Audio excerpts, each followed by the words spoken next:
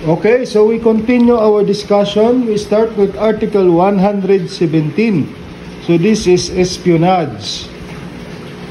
The penalty of prison correctional shall be inflicted upon any person who, without authority, therefore, enter a warship, port, or a naval or military establishment or reservation to obtain any information, plans, photograph, and other data of confidential nature relative to the defense of the Philippines, and by being in possession by reason of the public office he holds, or the article, data, or information referred to in the preceding paragraph discloses their content to the representative of foreign nation. The penalty higher in degree shall be imposed if the offender be a public officer or employee. So how do we define espionage? Espionage is the offense of gathering, transmitting, or losing an information respecting the national defense with the intent or reason to believe that the information is to be used to the injury of the Republic of the Philippines or to the advantage of any foreign nation. So we have two ways of committing espionage under Article 117. The first is by entering without authority, therefore, a warship, port, or naval or military establishment or reservation to obtain information, plans, photograph, or other data of a confidential nature relative to the defense of the Philippines.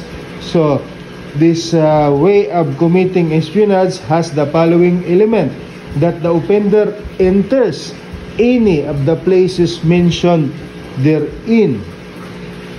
The place means warship, port, naval or military establishment or reservation to obtain the information or plans or photograph.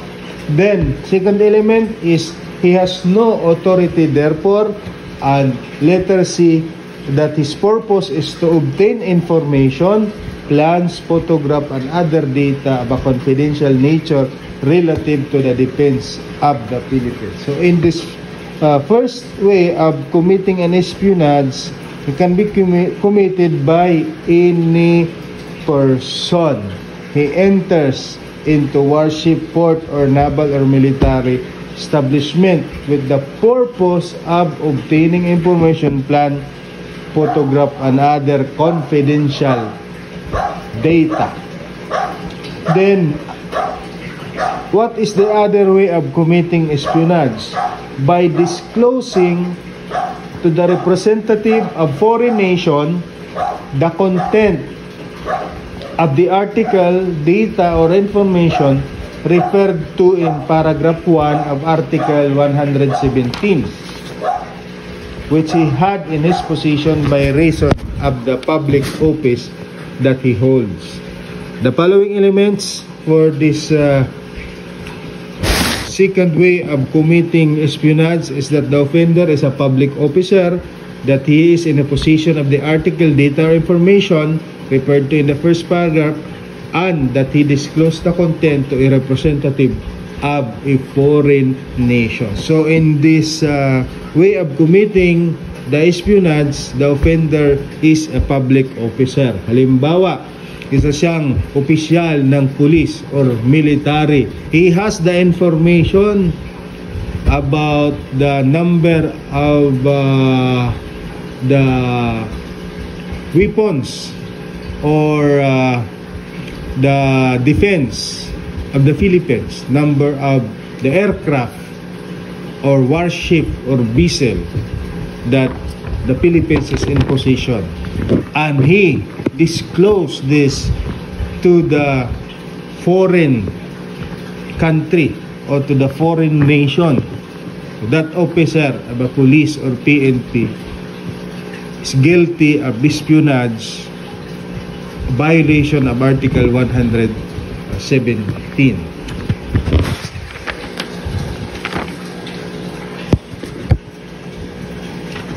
Then we go to section 2, provoking war and disloyalty in case of war.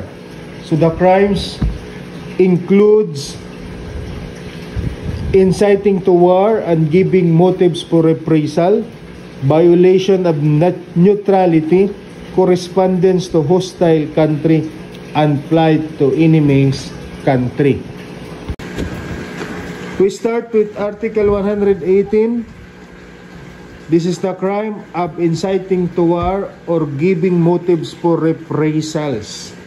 The penalty of reclusion temporal shall be imposed upon any public officer or employee, and that prison mayor upon any private individual who by unlawful or unauthorized act provokes or give occasion for a war involving or liable to involve Philippine Island or expose Filipino citizens to reprisal on their persons or property. What are the elements for this crime?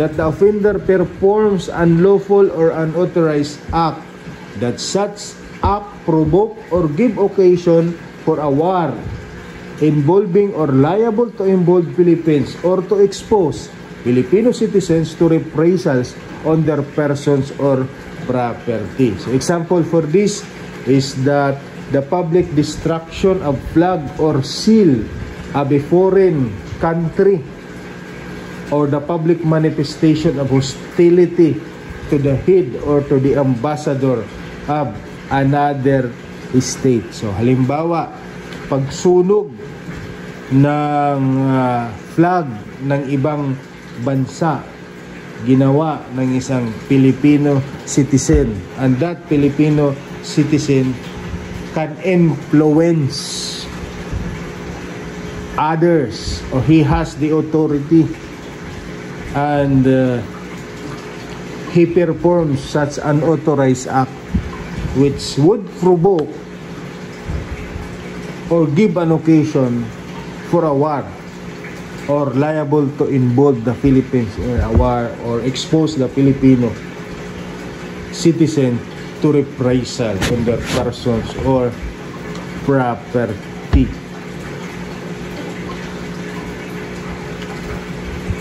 This crime may be committed in time of peace. Then Article 119, we have the violation of neutrality. The penalty of prison correctional shall be inflicted upon anyone who, on the occasion of war in which the government is not involved, violates any regulation issued by a competent authority for the purpose of enforcing neutrality. So in this crime, the government is not at war, but there are two countries who is at war, and there is a regulation issued by competent authority to stay neutral. So what are the elements? That there is war in which the Philippines is not involved. So mayroong naggigera na dalawang bansa pero hindi naman kasali ang Pilipinas. That there is a regulation issued by a competent authority for the purpose of enforcing neutrality. At nag-issue yung ating government that we should remain neutral. Wala tayong papanigan sa dalawang bansa na nag-aaway o naglalaban. That the offender violates such regulation. Then Article 120, we have correspondence with the hostile country. Any person who in time of war shall have a correspondence with an enemy country or territory occupied by enemy troops shall be punished by prison correctional if the correspondence is prohibited by the government. Prison mayor if the correspondence is carried on papers or conventional sign. And number 3, by reclusion temporal if the notice or information be given thereby which might be useful to the enemy, if the offender intending to aid the enemy by giving such notice or information, he shall suffer the penalty of reclusion temporal to death. So what are the elements for this crime? Number one, that it is the time of war in which the Philippines is involved. So, this correspondence or Article 120 can be committed only in time of war. There is a war which the Philippines is involved. And number two, that the offender makes a correspondence with an enemy country or a territory occupied by enemy troop. When we say correspondence, that is communication by means of letters. So the offender makes correspondence, he sends letters to the enemy country or to the territory which is occupied by the enemy troops, and that the correspondence is either prohibited by the government. Even if it is prohibited by the government, then you make correspondence, you will be liable for prison correctional. If you make correspondence to the enemy country and it is carried on cipher or conventional sign, so mayroong mga code, ikaw ay nagsulat gamit ang mga code, conventional signs and ciphers, the penalty is higher, that is prison mayor.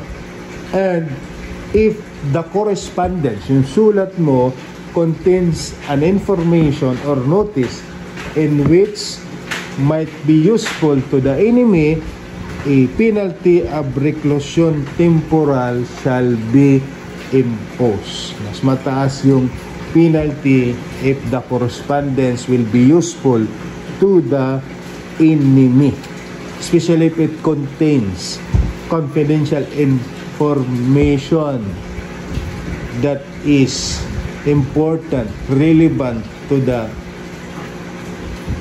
defense of the country or of the Philippines. Then, Article 121. Article 121 is the crime of flight to enemy's country. The penalty of arresto mayor shall be inflicted upon any person who, owing allegiance to the government, attempt to flee or go to an enemy country when prohibited by competent authority. Now, what are the elements that there is war in which the Philippines is involved? Mayroong gera na kasali ang Pilipinas.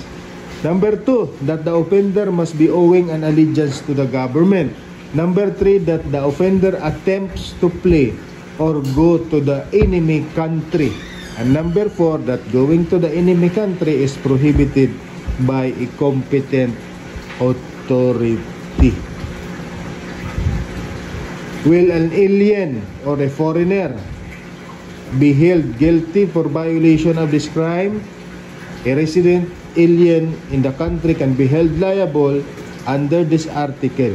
The law does not say being a foreigner. However, hence, the allegiance contemplated in this article is either natural or temporary allegiance. As long as there is, or the offender is owing allegiance to the government of the Philippines, whether temporary or natural allegiance, that offender shall be held liable. Remember that only mere attempt to go to the enemy country consummates the crime, even only the attempt. Okay.